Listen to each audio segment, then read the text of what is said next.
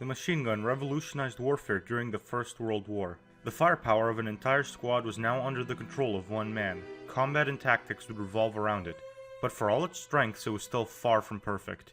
Most early war machine guns were big, heavy, and unreliable, resulting in most battle plans utilizing them as defensive weapons. Fast forward to 1930s Germany, where a new machine gun is needed. Originally, the MG-13 looked to be the only solution. This was due to the Treaty of Versailles, with one of its restrictions being on the development of machine guns. This would result in the MG-13 being only a reimagining of a First World War era machine gun. The MG-13's failure to achieve the role of a universal machine gun made it apparent that more work needed to be done. The MG-30 was next, and, unlike the MG-13, was a completely new design. To get around the Treaty of Versailles, German manufacturer Rheinmetall set up a shadow corporation under the name Solothurn, located in Solothurn, Switzerland. This would allow the MG-30 to be a modern weapon, utilizing air cooling instead of a traditional water cooling. The MG-30 proved to be a good machine gun, with Austria and Hungary adopting it. Germany would, however, decide to keep waiting for a more streamlined and portable weapon. Despite this, it did see some service with the German Luftwaffe as the variants Flugzeugmaschinengewehr 15 and 17. The MG-34 would take the best aspects from the MG-30 and MG-15 and pair them together. This would create the first universal machine gun. Immediately, the benefits of waiting became apparent as the complex design would allow relatively high rate of fire, excellent accuracy, and a machine gun that was relatively easy to use. It would enter service in 1936. In 1939, when the Second World War began, the 34 proved itself in combat. Its 50-round drum magazine allowed it to remain effective at suppressing enemy forces while remaining mobile. The 34 would also find itself an effective machine gun for vehicle use. This was due to the ingenious way it switched out the barrel, with a twisting motion allowing the barrel to slide out and a new one to be placed in. As the war raged on, some flaws with the 34 became apparent. It was sensitive to dirt and mud, but more critical was its complex design, which made it both difficult and expensive to produce. By 1942, the losses from Russia made it apparent that a successor for the 34 was needed. The new machine gun, named Maschinengewehr 42, or MG-42, was designed and ready to enter service before the end of the year. It was easier to produce as well as unbelievably reliable, and despite the fact it had a shorter barrel, it managed to maintain a range and muzzle velocity comparable to the MG-34. All this would have already made it the perfect replacement, but it also had one more feature. At 1200 rounds per minute, the rate of fire of the 42 made it the fastest firing light machine gun of the time.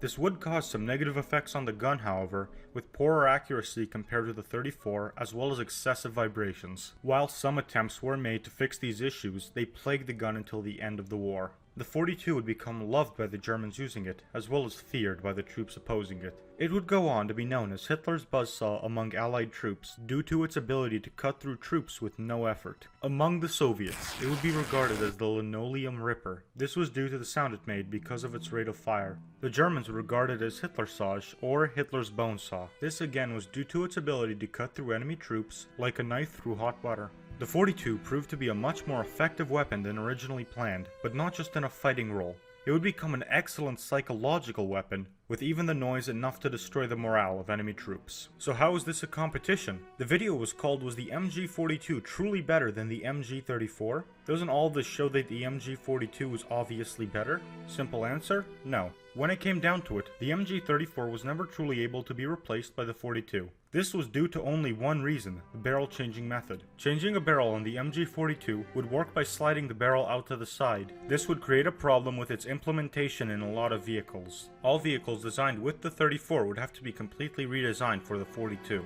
This of course would take time and resources, both things the German High Command didn't have to spare. The result of this is the 34 remaining in service alongside the 42 until the end of the war. Both guns would be retired from production at the end of the war. Despite this, some smaller countries with weaker militaries still use them today. On top of this, the MG-42 would live on in the MG-3, which was essentially a modernized version of it.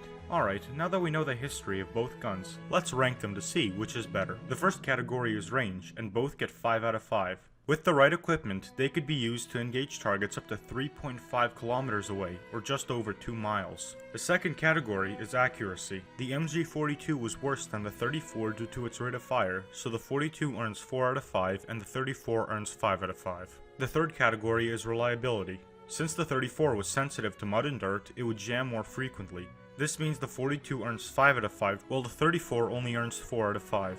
The fourth category is rate of fire, and the obvious winner is the 34. All jokes aside, the 42 easily outclassed all other LMGs on the battlefield, where the 34 was about average. This means the 42 earns 5 out of 5, while the 34 earns 3 out of 5. The fifth category is versatility, and the 42 comes against its biggest restriction. The barrel changing method makes it unusable in certain vehicles. This gives the 42 just 3 out of 5, while the 34 earns 5 out of 5. The sixth category is design. The 42 is well designed for the most part, but its rate of fire made it have excessive vibrations. In contrast, the 34 was expertly designed, and despite being complex, that would be more of a production problem. The 42 earns 4 out of 5, while the 34 earns 5 out of 5. The seventh category is production. The 34's complex design made it difficult to produce, but with almost 600,000 produced, there is no shortage of them. The 42 earns 5 out of 5, while the 34 only earns 4 out of 5. The final category is psychological. The MG42 was so terrifying to enemy troops that even the sound of it was enough to completely destroy their morale. This would give the German soldiers using it a clear advantage in battle. The 34 was also well regarded by enemy troops, but it never had the same impact the 42 did. The 42 earns 5 out of 5, while the 34 only earns 3 out of 5. In the end, the 42 was the better machine gun, which is probably unsurprising to most. What is surprising, however, is how close it came to the MG34, especially considering the restrictions placed upon Germany when it was designed. Thank you for watching the video. Like, comment, and subscribe if you enjoyed it, and make sure to check out my previous video on the invasion of France. Leave any suggestions for future videos down below or message me on Twitter, and I'll see you next time.